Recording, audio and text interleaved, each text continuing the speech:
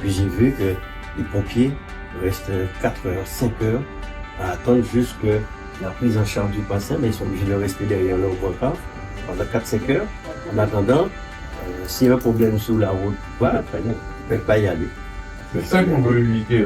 Et je ne peux pas assister à cela, constater cela, et quand Dominique m'a dit, mais c'est ce qui est prévu ici.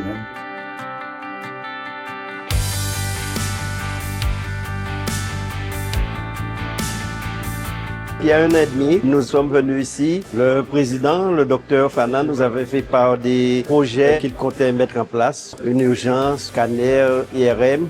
Aujourd'hui, tout cela est effectif. Depuis la dernière visite du président, qu'on remercie encore d'être venu jusqu'à nous, les travaux se sont poursuivis. Donc on a quasiment terminé les 2 bâtiments principaux, à savoir le bâtiment imagerie, qui va accueillir imagerie lourde, scanner, IRM, et le bâtiment destiné à l'antenne de médecine d'urgence. On a profité de tout cela pour rénover l'établissement et améliorer les conditions de travail de nos agents, de tout le personnel. Mais outre l'extension du bâtiment, il faut rénover l'ancien bâtiment qui a 42 ans, régler le problème de l'accessibilité, régler le problème de l'eau, d'autant qu'on est en bout de réseau. Là, nous construisons aussi au moins 20-30 places de parking réservées aux patients. Alors l'établissement va poursuivre ses travaux, on a un bâtiment administratif à réaliser et puis des extensions pour les services support et logistiques de l'établissement, parce qu'évidemment avec un développement de l'établissement, il faut aussi renforcer tant les services administratifs que techniques et logistiques.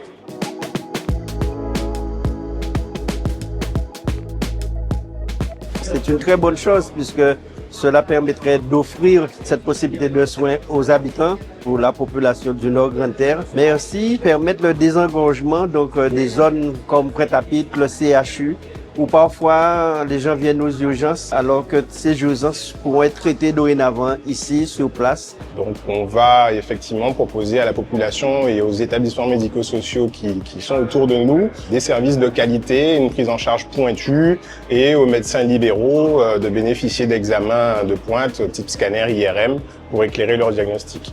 Et qui va faciliter aussi beaucoup le travail du SDIS puisque l'organisation même des urgences sera différente. Donc les pompiers ne sont pas obligés de rester 4-5 heures le temps de la prise en charge. Donc très satisfait.